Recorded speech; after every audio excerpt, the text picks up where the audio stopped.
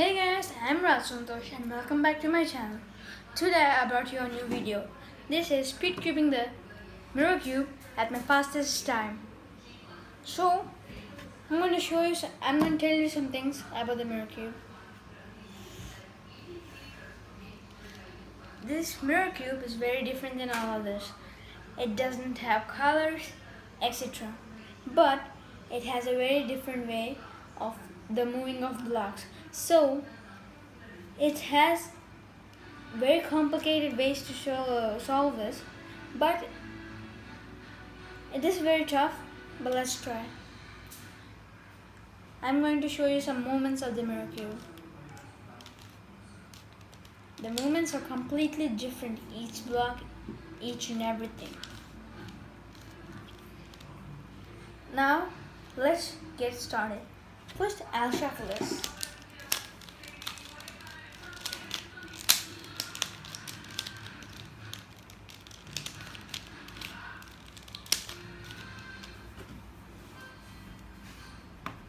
This is shuffle mirror cube.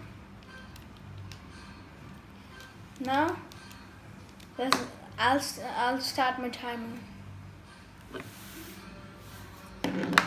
This is my timer.